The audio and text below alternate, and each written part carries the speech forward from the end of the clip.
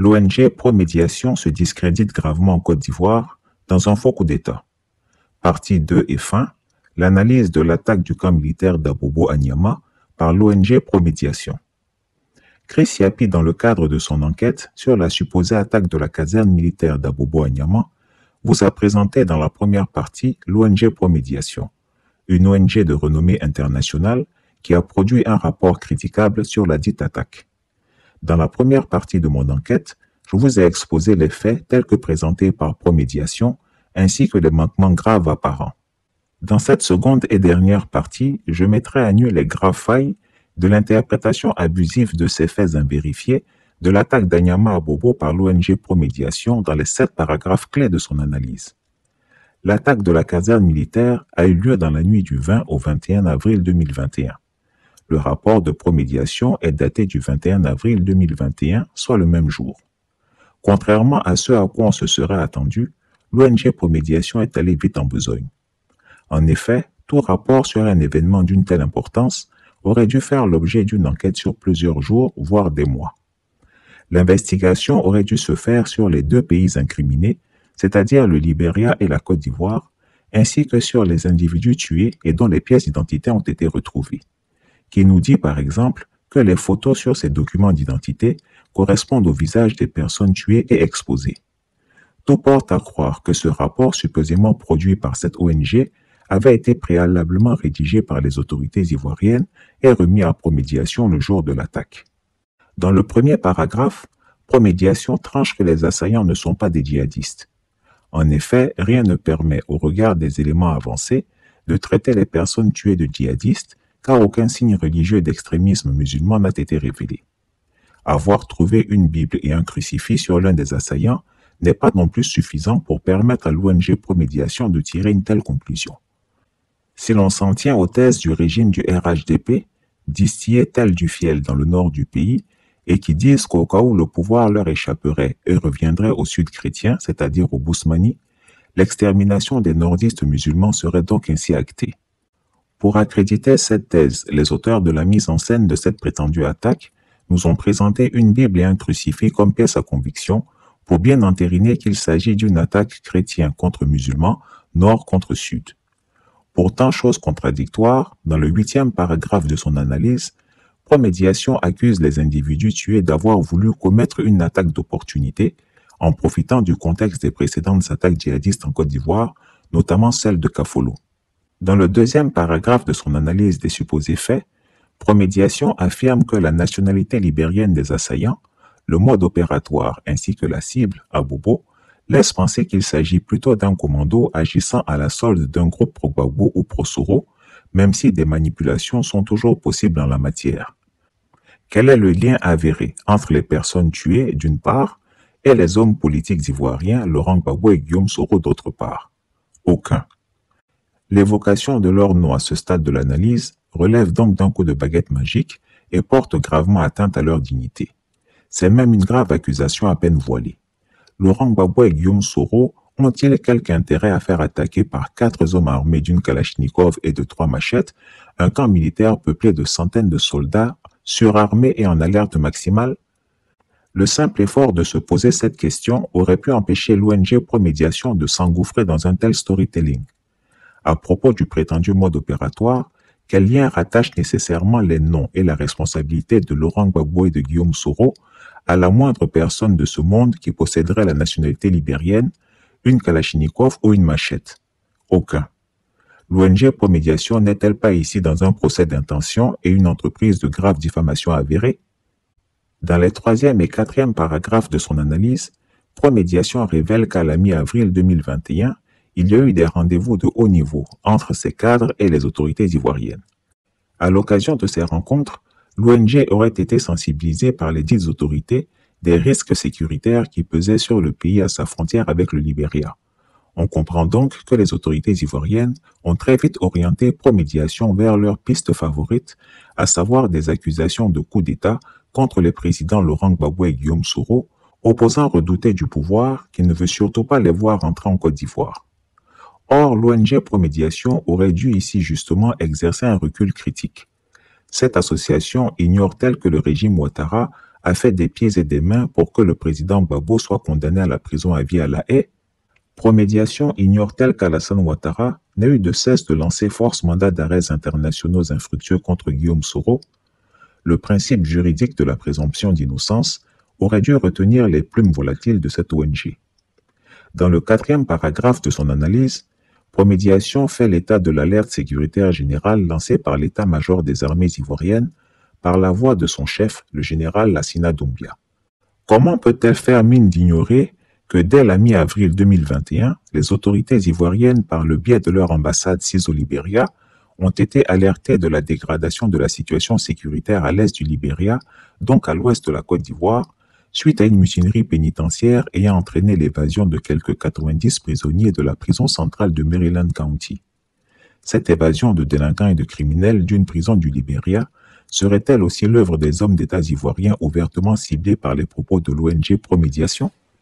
Dans le 5e paragraphe de son analyse des supposés faits, l'ONG reconnaît que l'État de Côte d'Ivoire savait bel et bien que des menaces sur sa sécurité pouvaient peser en provenance du Libéria. Mais lorsqu'elle valide l'interprétation de l'acronyme ALCI comme étant celui d'une prétendue armée de libération de Côte d'Ivoire, comment réussit-elle à ignorer le fait troublant que les prétendus contrats de mercenariat des personnes tuées et la liste des objets trouvés sur eux sont exactement rédigés par une seule et même main, à savoir possiblement une personne des services sécuritaires ivoiriens? Et pourquoi à aucun moment Promédiation ne se demande si cette ALCI pourrait être un montage des services du régime Ouattara pour justifier leur volonté d'empêcher justement Laurent Gbagbo et Guillaume Soro de rentrer dans leur pays? Pourquoi à la fin du 6e paragraphe de son analyse, Promédiation avoue-t-elle que le contract retrouvé sur l'un des assaillants semble en particulier un peu trop explicite pour être réel? Dans ce même paragraphe, l'ONG Promédiation reconnaît, je cite, « À ce stade, l'implication de soutien à l'ancien président Laurent Gbagbo ou de l'ancien premier ministre Guillaume Soro est évoquée au sein des services ivoiriens et internationaux, sans aucun lien concret connu de Promédiation pour l'étayer. Comment peut-on ainsi reconnaître l'innocence de ces deux personnalités d'une main et de l'autre continuer à les citer et à les incriminer dans la même analyse? En effet, alors même que Promédiation reconnaît qu'il n'y a aucun lien concret pour étayer une accusation contre Laurent Gbagbo et Guillaume Soro, elle n'hésite pas à continuer à pérorer sur les accusations du régime d'Alassane Ouattara contre ces deux opposants politiques. On apprend, toujours dans le même paragraphe, que les services ivoiriens semblent plutôt pencher pour un lien avec les milieux pro-Gbagbo. Puis que d'autres, mais on ne sait pas quels autres, évoquent les soutiens de Guillaume Soro, surtout en raison du mode opératoire, de la cible choisie et de sa tendance à vouloir brûler les étapes. Décidément, en quoi posséder une Kalachnikov, 3 machettes et des papiers libériens sur soi pour attaquer un bataillon militaire serait-il typique de Guillaume Soro? Choisir d'attaquer un camp militaire à Abobo, loin de tous les centres du pouvoir, est-il le signe d'une volonté de brûler les étapes, c'est-à-dire de vouloir parvenir au pouvoir le plus vite possible? La logique de l'ONG Promédiation est carrément abracadabrantesque. Les choses se compliquent encore plus gravement quand cette ONG cède au fantasme du complot généralisé, passant des accusations fantaisistes contre Laurent Gbagbo et Guillaume Soro à une véritable attaque inquisitoire contre toutes les familles de l'opposition ivoirienne. Les deux pistes demeurent valables, comme celle éventuelle d'une manipulation d'un groupe ou d'un autre, Gore, soroïste, PDCiste, voire djihadiste. Voilà, le tour est joué. L'opposition ivoirienne tout entière est désormais accusée, avec le soutien de l'ONG Promédiation, d'être coupable de la tentative de coup d'État alléguée par le pouvoir ivoirien les 20 et 21 avril 2021 via l'attaque du camp militaire du 2e bataillon d'Anyama à Bobo. Quelle abomination! Quel outrage à une nation en but à un régime dictatorial et sanguinaire comme celui d'Alassane Dramane Ouattara. Maintenant, Promédiation remet en selle l'hypothèse des djihadistes qui semblait pourtant être écartée dès le premier paragraphe de son analyse. Cette ONG mérite-t-elle vraiment la considération des partenaires internationaux qui la financent et tiennent compte de ses rapports? N'est-ce pas ici un flagrant délit d'incompétence et de collusion avec un régime corrompu, corrupteur et dictatorial? Comment, alors même qu'on n'arrête pas de focaliser les regards sur lui, on peut affirmer dans le même paragraphe qu'il semble peu probable que l'ancien président se lance dans des aventures miliciennes du passé ayant peu de chances de renverser le pouvoir de la sorte? En effet, Promédiation a sous les yeux toutes les preuves que le récit de l'attaque du camp militaire d'Abobo-Anyama par 4 assaillants armés d'une Kalachnikov et de 3 machettes est entièrement cousu de fil blanc. Cependant, l'ONG qui reconnaît pourtant que le contract retrouvé sur l'un des assaillants semble en particulier un peu trop explicite pour être réel, n'en tire pas la conclusion que la soi-disant armée de libération de Côte d'Ivoire ALCI qui aurait attaqué ce camp militaire n'est qu'une fiction montée de toutes pièces par le régime d'Alassane Dramane Ouattara. Enfin, au 7e et dernier paragraphe de son analyse, l'ONG Promédiation conclut non pas à une tentative de coup d'État, mais plutôt à un test du système de sécurité ivoirien au cœur du pays. Ici encore question.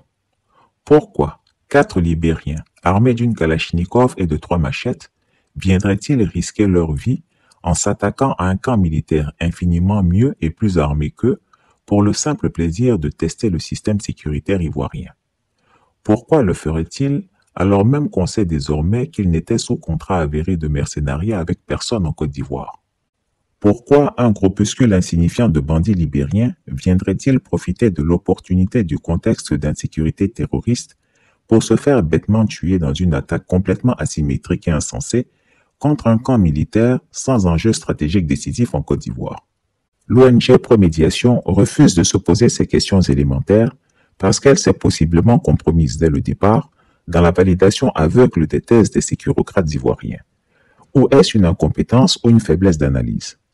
Pourquoi ne se pose-t-elle jamais la question de la possibilité d'un autocomplot du régime pour isoler et écarter ses principaux opposants du jeu politique? Sans doute parce qu'elle fait volontiers les choux gras de ses payeurs, ici les autorités ivoiriennes actuelles. Concluons donc ce dossier. Chris Yapi l'a bel et bien montré dans ses précédentes publications. Il n'y a jamais eu d'attaque du camp militaire du 2e bataillon d'Abobo-Anyama dans la nuit du 20 au 21 avril 2021. Les personnes tuées et exhibées par le régime Ouattara sont des prisonniers libériens extraits dans la nuit du 17 au 18 avril 2021 de la prison centrale de Sassandra où elles étaient détenues pour fait de trafic de stupéfiants. Ces malheureux détenus ont été sacrifiés pour crédibiliser le scénario de l'attaque. Ils ont été certainement manipulés en leur faisant probablement croire à une éventuelle libération s'ils se soumettaient à une simulation d'un simulacre d'attaque. Chris Yapi doit signaler que ce n'est pas la première fois que de tels scénarios ont été organisés en Côte d'Ivoire.